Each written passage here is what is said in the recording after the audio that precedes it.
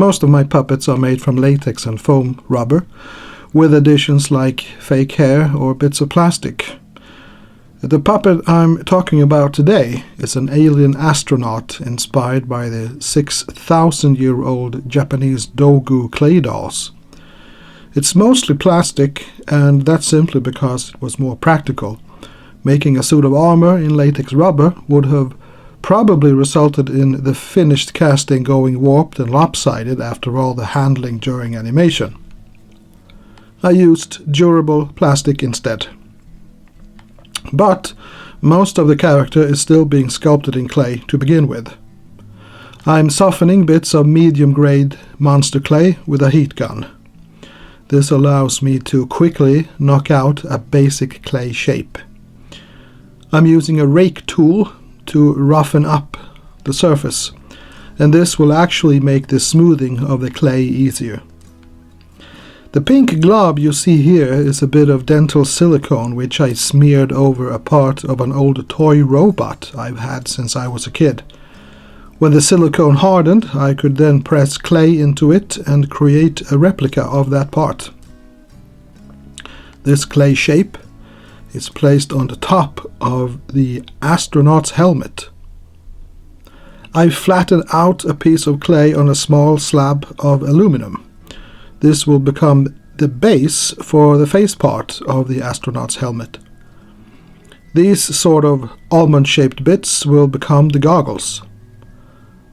And there's a little mouthpiece. I'm marking out the shape of the face part with a pointy dental tool. And then I'm using a really pointy and sharp sculpting tool to cut it out from the rest of the clay.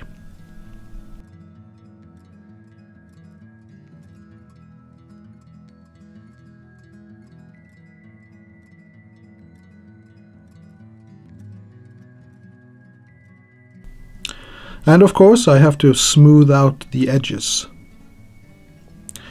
Imitating the look of the Dogu dolls, the goggles will have thin slits in them.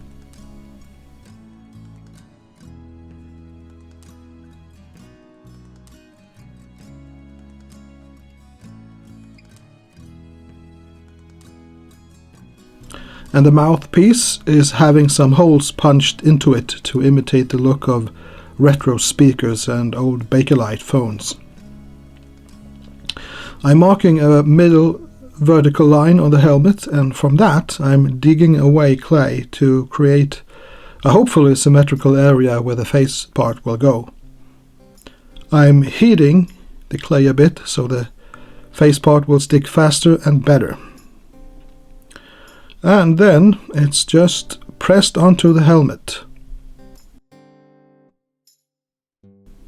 More clay has been softened by the heat gun, so I can easily apply it around the corners of the face part and fill out the gaps between it and the rest of the helmet. Here I'm using a smaller guitar string tool to smooth out the clay, and these are basically softer versions of the rake tool. I'm cutting off the excess clay on the neck of the helmet. Small blobs of clay are added to simulate rivets, and you can also see that I've added a bigger bump in the shape of a plastic half dome between the goggles. So here's the helmet ready for its silicone mold.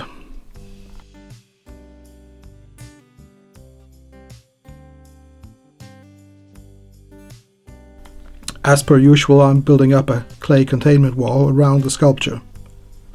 The silicone I'm using this time is Platsil Gel 10, because I had quite a bit left over from an earlier project. You mix the silicone equal parts A plus B by eye measure, so it doesn't have to be 100% precise. It sets in about 20 minutes or so, and therefore it's very economical time-wise. I pour the silicone over the bottom and let it rise slowly, covering the sculpture. The silicone has set, so I can remove the clay wall and of course pull out the sculpture. This silicone is very soft and is perfect for making molds, though you're supposed to use it for masks and prosthetics really.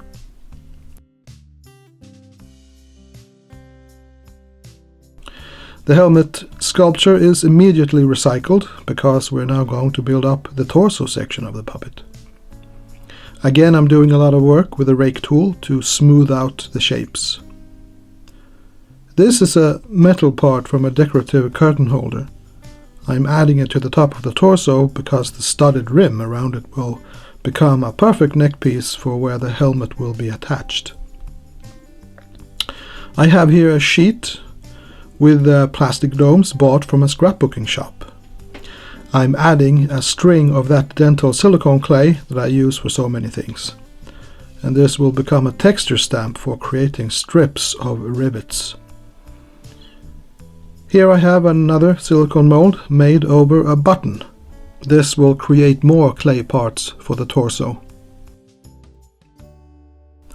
I'm rolling a long clay sausage and then I'm simply pressing it into the rivet texture mold.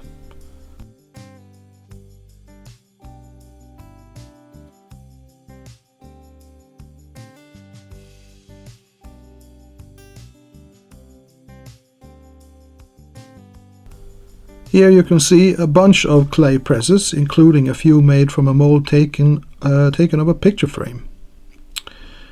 I'm using a metal spatula to cut off the excess clay.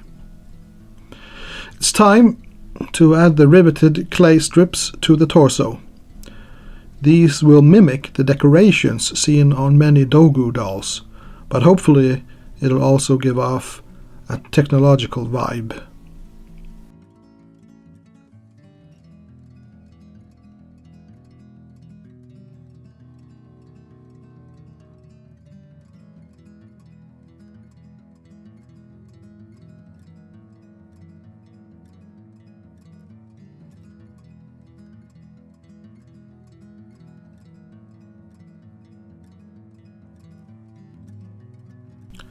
And here's the finished torso.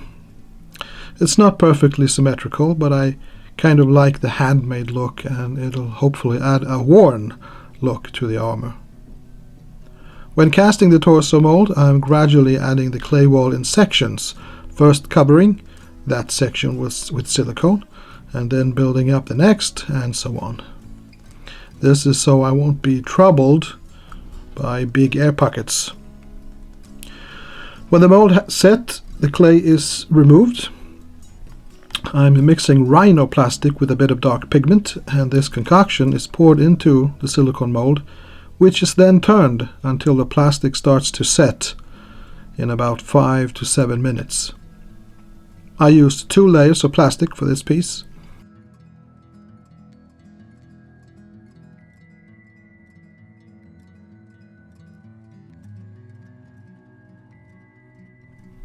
When it comes out, it's very sturdy, but also very light.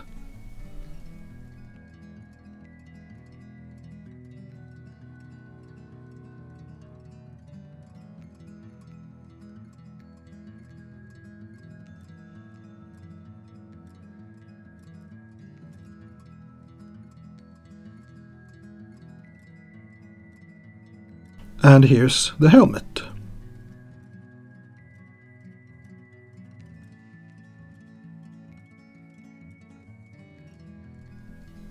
I'm using a Dremel tool to cut holes where the armature wire for the arms will be inserted, and I'm also using the tool to trim off excess plastic. You can see that the surface is pitted with tiny holes made from air bubbles in the plastic. This happens every now and then, but instead of recasting the pieces, I decided to stick with the imperfections, adding to that worn look. This is a dried up Bic marker, which will be used to create a swiveling neck joint. I cut off the parts I need with a metal saw. And that part is the top of the pen. You see the cork snaps on very tightly over the top, but still swivels very nicely. Not too much though, so if I accidentally brush against the head when animating, it won't swivel around completely. This bundle of aluminum wires will become the legs. I'm using my usual technique of adding T-nuts for tie-downs. A blob of thermoplastic will make sure the top of the nut is sealed. This is necessary because I'm adding a mix of super glue and baking soda to permanently join the nut with the aluminum wires. When I've removed the threaded bolt, I can add the baking soda by simply dipping the whole thing into a jar with the stuff. This little piece here will become a finger for the hands. It's a thin bit of aluminum wire folded over and wrapped in soft yarn. The yarn is then dabbed with tinted latex. Yarn is also used to build up the shape of the arms and the legs. Latex is then applied to seal the yarn shape. I'm using a liberal amount of hot melt glue to attach the Bic marker top to the inside of the helmet.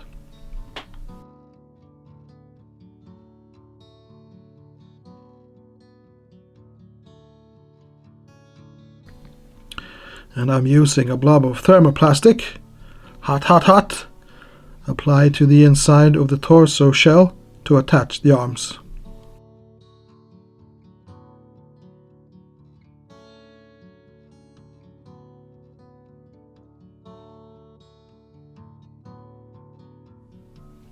The marker cork will also be attached to the torso.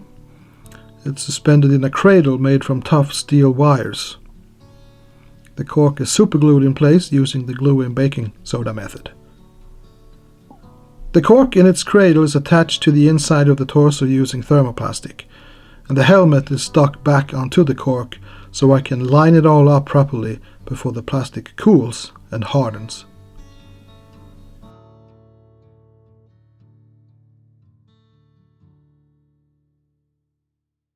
Here's an old plaster mold with various textures for producing miniature leatherwork. I used this to cast strips of latex, which will cover the arms and the legs. I apply latex as a bonding material and then simply wrap the strips around the limbs, layer over layer.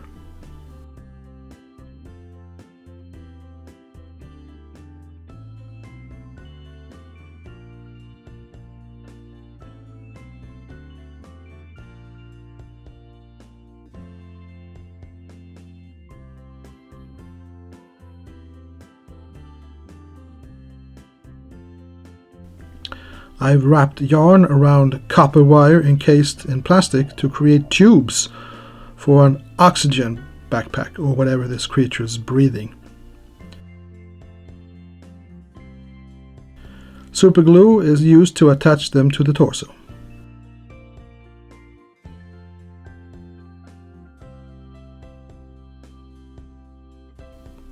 I'm using thermoplastic to stick the legs to this steel wire construction, which will help attach the legs to the torso.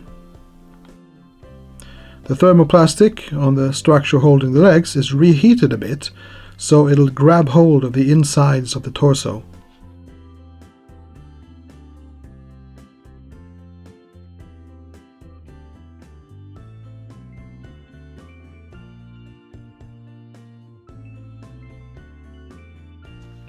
This backpack was made from an old Action Man toy, or Big Jim as the character was known in Sweden. I've added a small bit from a car model kit on the top and a small plastic lid to provide a bigger attachment surface for the superglue.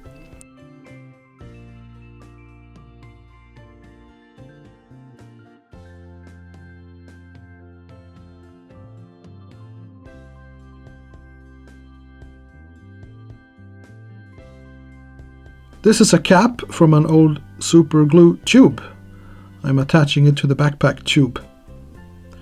And more glue and baking soda is then used to fix the tubes to the backpack.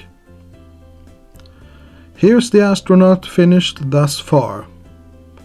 I've left the torso open underneath so I can get to the insides and make repairs if any of the joining spots break. Some parts were painted with black hobby paint. Most of the puppet was given a black base color using acrylic airbrush paint.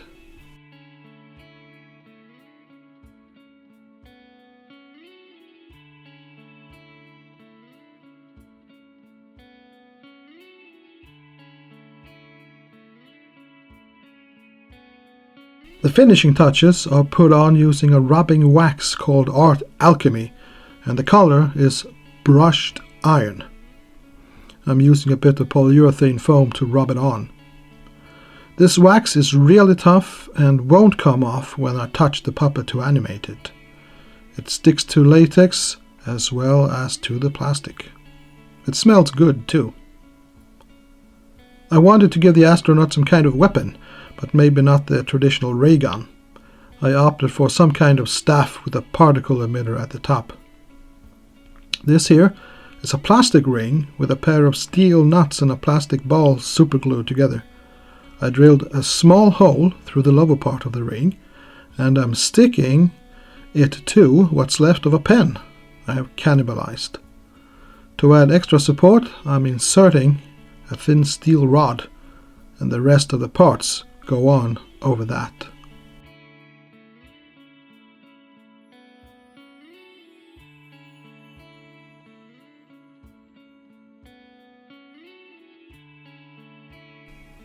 And the rod is given the same paint job as the puppet. And there's our finished alien astronaut, ready to explore the Ghooric zone. You can perhaps see that I've also added a dash of bronze here and there. That's all, folks. Thanks for watching, and see you next time.